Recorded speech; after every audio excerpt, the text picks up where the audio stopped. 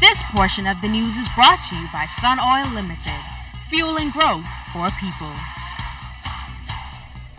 A restoration project is underway to clean up Harold and Wilson ponds. The Bahamas National Trust started the project on Saturday, taking the opportunity to highlight some of the challenges facing the wetlands. Our Jared Higgs has more. And we have three major invasive species that are threatening this park.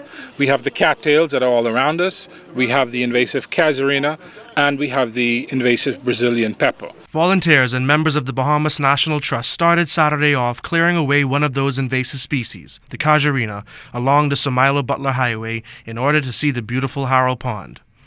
However, the greatest challenge facing the wetlands is the invasive cattail, which thrives in the excessively high nutrient environment of the wetlands, dominating the landscape. The cattails, which is completely enveloping the pond, choking the wetland, degrading the habitat, etc. The challenge of removing the cattail compounds the issue.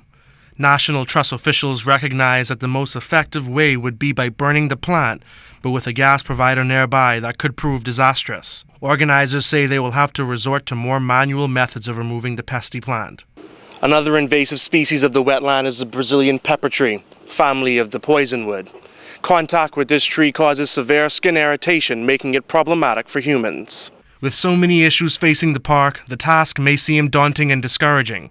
However, the motivation to make improvements could stem from the potential recreational and economic benefits of enhancing the landscape. Should we be able to remove all of the cattails and the Bahamas National Trust advance the management plan that they have for it, this can be opened up for kayaking, for nature trails, for bird watching. I mean, the Audubon Society came here a few months ago and spoke to the fact that that is a $1 billion industry in the United States of America. And many people would love to come to the Bahamas to see some of the indigenous and native species of birds that exist only here.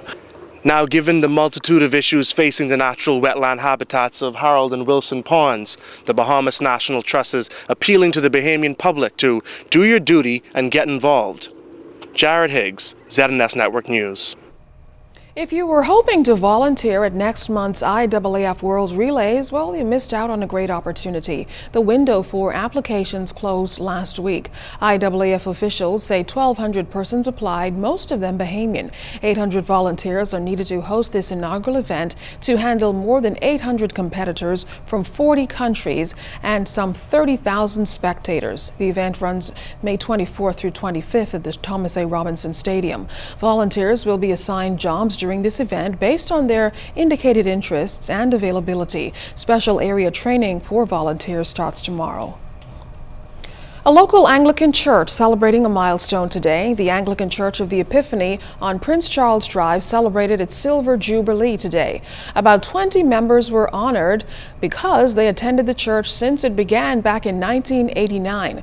Minister of Social Services, the Honorable Melanie Griffin, was there. So was the Bishop of the Anglican Diocese, the Right Reverend Leish Boyd.